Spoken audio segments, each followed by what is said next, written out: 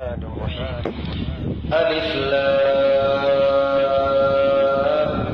ميم.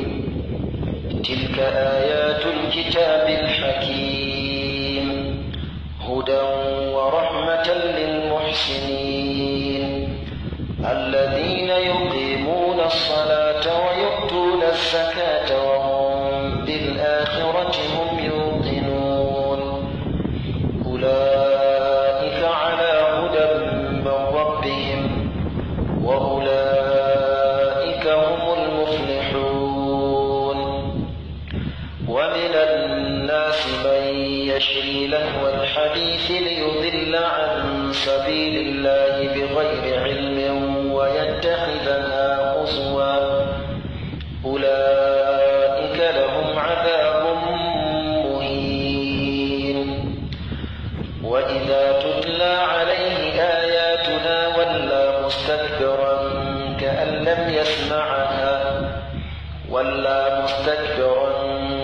لم يسمعها كأن في أذنيه وقرا فبشره بعذاب أليم.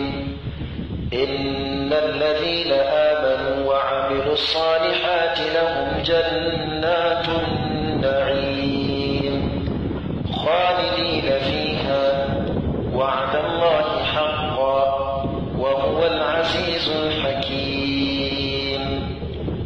خلق السماوات بغير عمد ترونها وألقى في الأرض رواسي أن تميد بكم وبث فيها من كل دابة وأنزلنا من السماء ماء فأنبتنا فيها من كل زوج كريم. هذا خلق الله فأروني ماذا خلق الذين من دونه بل الظالمون في ضلال مبين. ولقد آتينا لقمان الحكمة أن اشكر لله ومن يشكر فإنما يشكر لنفسه ومن كفر فإن الله غني.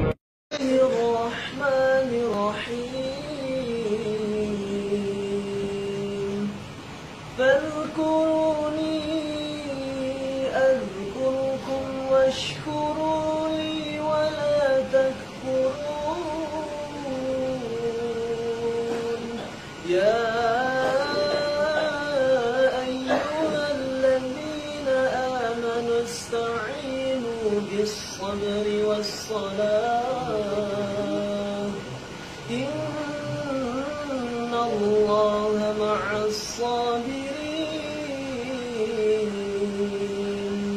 ولا تقولوا لمن يقتل في سبيل الله أموات بل أحياء ولكن لا تشعرون. ولنبلونكم بشيء من الخوف والجوع ونقص من الأموال والأنفس والثمرات وبشر الصابرين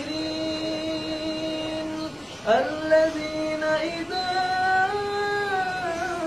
أصابتهم مصيبة قالوا